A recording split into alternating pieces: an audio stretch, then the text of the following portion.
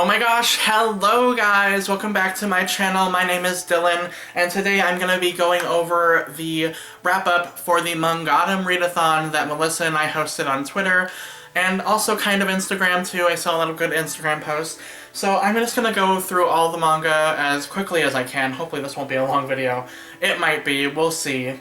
So the first thing I read for the readathon was Volume 2 of Golden Kamuy.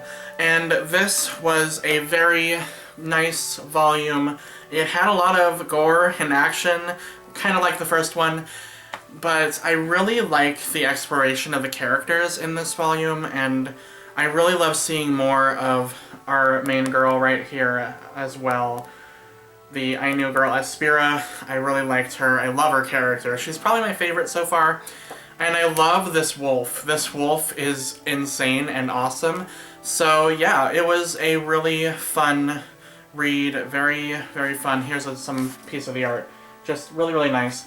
And this also completed my challenge for the watch and read a manga that is airing this season. And also, it also fit a challenge with the food. I have it right here. Manga panel with Candy. He is eating a dongo. That crazy psychopath is eating a dongo. And it's insane. So, yeah, that was awesome. I guess I could also technically use this as a, like, people wearing a coat. It's an Ainu, like, coat. So I guess that works too. So there's another part of the challenge. I almost got a blackout. Not quite, though. The next manga I read for the readathon was Volume 2 of Beastars, and this is a new release from Viz Media, so this is a release from the fall season. So that's part of that on my bingo card. That's awesome.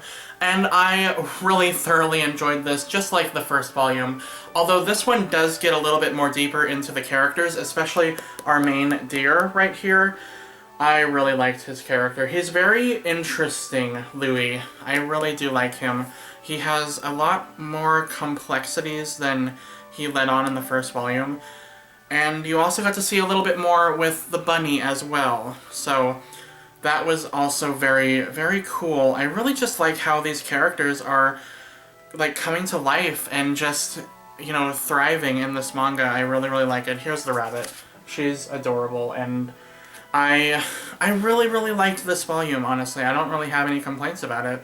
And I can't wait for Volume 3, because this is just one of my new favorite series, for sure. The next manga I read for the readathon is probably my least favorite that I read. Not that it was bad, but it was just kind of fine.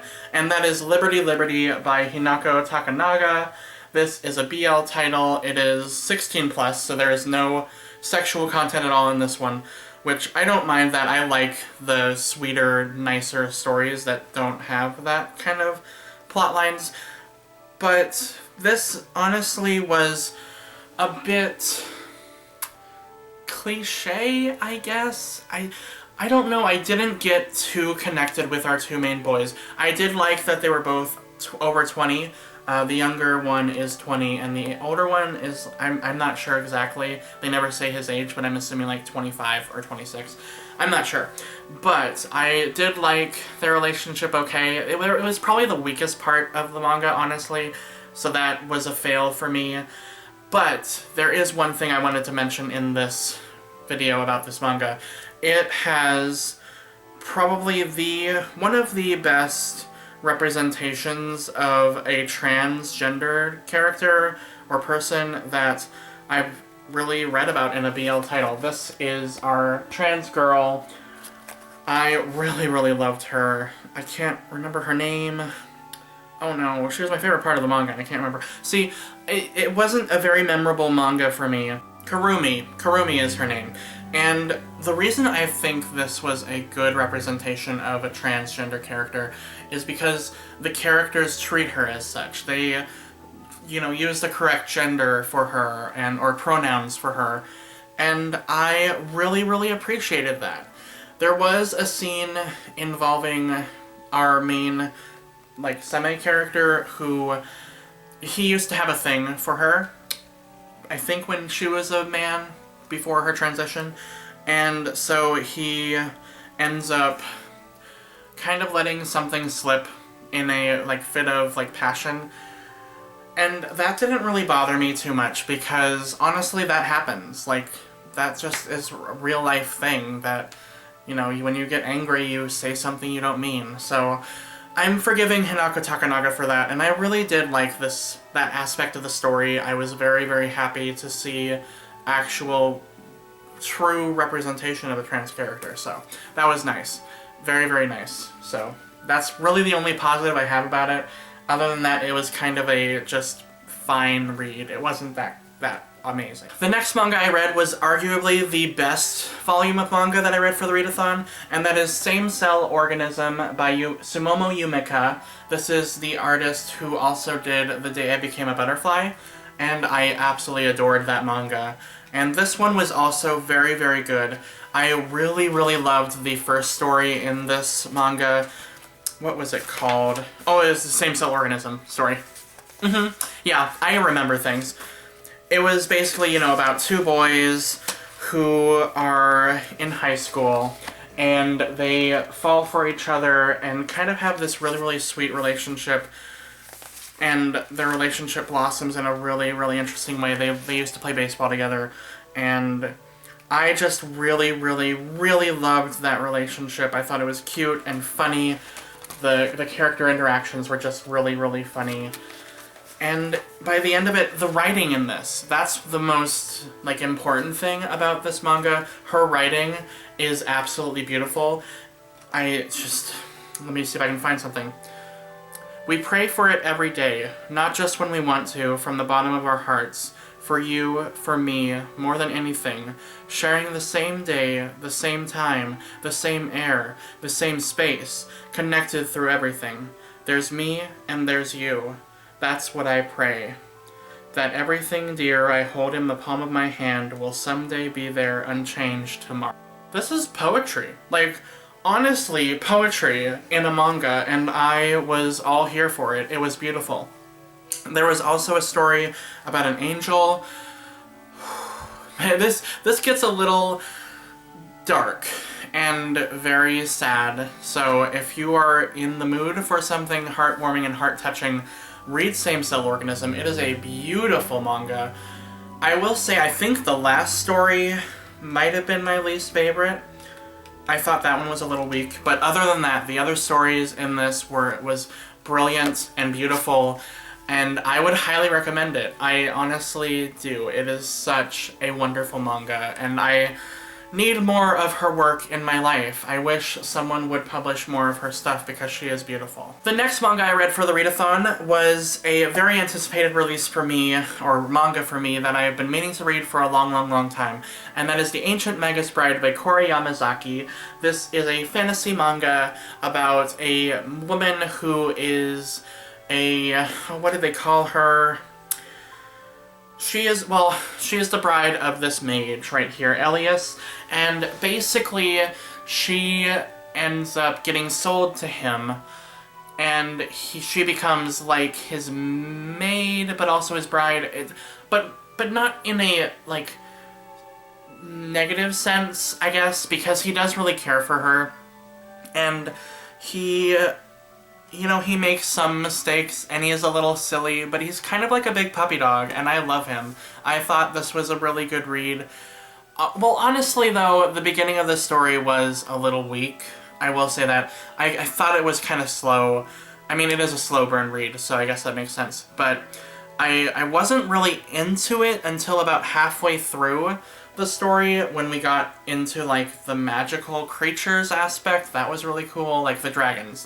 I really loved the dragon chapter in this, and it got a lot better, and I'm looking forward to reading Volume 2, actually. So, it was a bit of a rocky start for me, but ultimately I am interested in reading more, so yeah, I'm definitely going to also check out the anime, because I feel like I would really like that as well. And then the last thing I read for the readathon I might be talking about the most, because this manga really affected me, and that is Tomie by Junji Ito. And I didn't read this whole thick chunker of a book. I only read about that much, so I basically read a volume, because this is 3 volumes in one, technically. So, Tomie.